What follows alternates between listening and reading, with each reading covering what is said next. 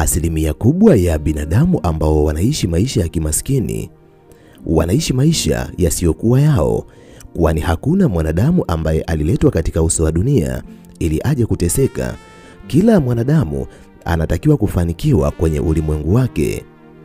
Vipo baadhi ya vitu ambavyo kwa namna moja au nyingine hupelekea baadhi ya watu wajikute wakiwa maskini katika maisha yao yote bila ya kujua kuwa kuna baadhi ya nguvu ambazo zinawazuia wao kukutana na mafanikio ambayo walitakiwa kukutana nayo.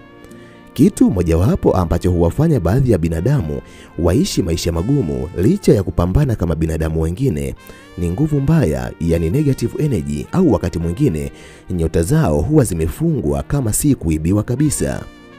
Miongoni mwa vitu ambavyo unatakiwa kuvijua na kuviweka akilini, ulimwengu ambao tunaishi mimi na wewe umegawanyika kwenye pande mbili. Kuna upande ambao unaonekana kwa macho ya kawaida na kuna upande ambao hauwezi kuonekana kwa macho ya kawaida, na huu ni ulimwengu wa kiroho. Na katika sheria za ulimwengu, chochote ambacho kinatokea katika ulimwengu wa damu na nyama kilijidhihirisha kwanza katika ulimwengu wa kiroho. Ili chochote kiweze kutimilika kwenye macho yako, lazima kitimie kwanza kwenye ulimwengu wa kiroho. Hivyo, ukiona wewe unapata pesa, ujue ulianza kupata pesa kwanza katika ulimwengu wa kiroho, kwa sababu hata pesa zina flow katika ulimwengu wa kiroho, ndipo zinapokuja katika ulimwengu wa kimwili.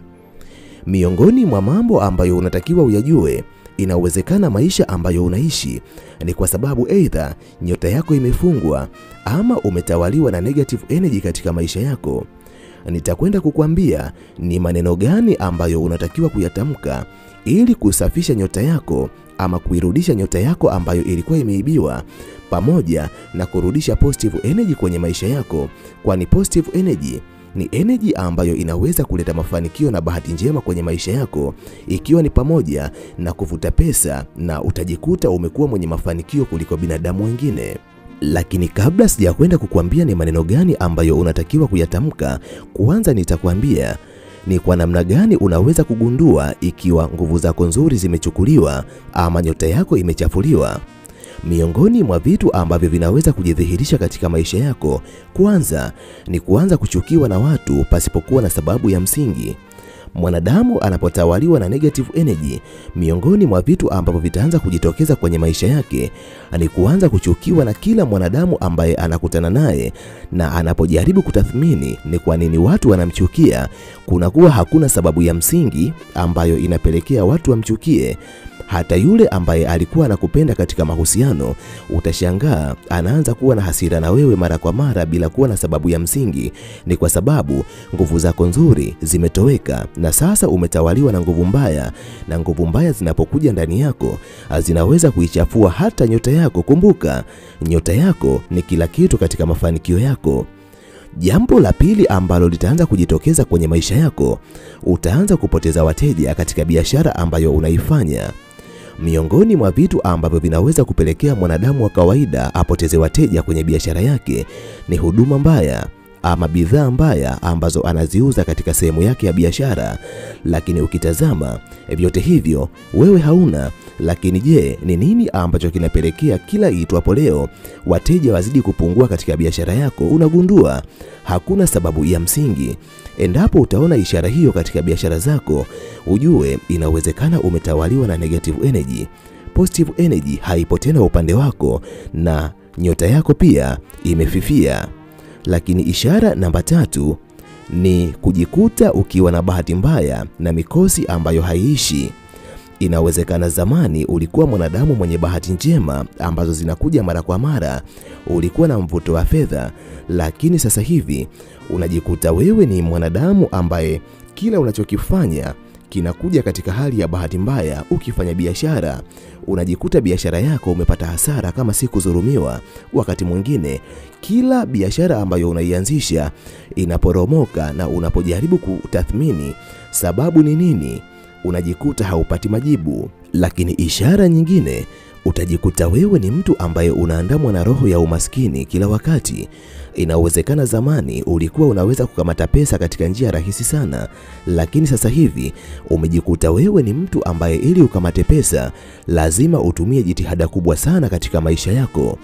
Kama nawe ni miongoni mwa binadamu ambao wanakabiliwa na hali hiyo, ujue kwa sasa umevamiwa na negative energy ambayo imekwenda kufunga nyota yako, na ndiyo maana unakuwa mtu ambaye ili upate pesa unatumia jitihada kubwa sana, hauna mvuto katika pesa tena katika maisha yako. Namba 6, unajikuta hauhamasiki kufanya vitu ambavyo vinakupa mafanikio kama ilivyokuwa zamani.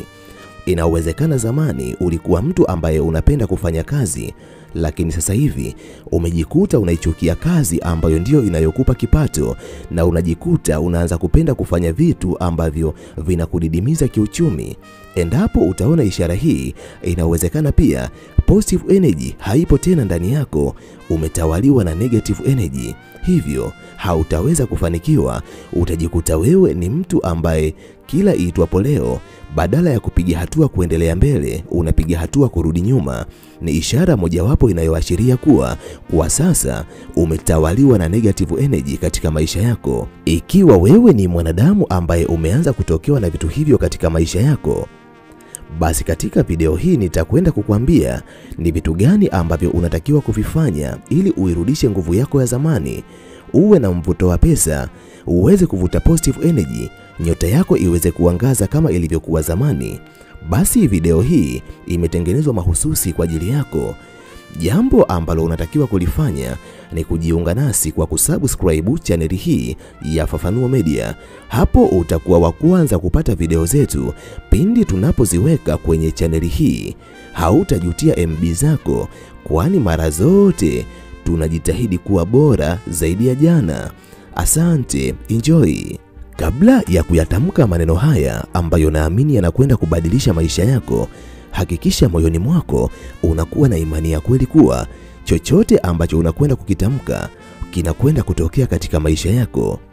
Namba 2, tafuta sehemu yenye utulivu wa hali ya juu, sehemu isiyokuwa na mwingiliano wa watu wala sauti mbalimbali ambazo zinaweza kuvuruga ufahamu wako. Kisha anza kutamka maneno haya: leo nachagua kuhifadhi nguvu yangu, nachagua amani, upendo na mwangaza. Nguvu yangu ni yangu, siwezi kuiruhusu kuibiwa. Ninaitumia nguvu yangu kuvuta pesa kwenye maisha yangu, kwani pesa ni nguvu ambayo ninaihitaji katika nguvu yangu ya kweli. Mwangaza ambao upo ndani yangu ukawe nuru ambayo itakwenda kuniweka karibu na mafanikio.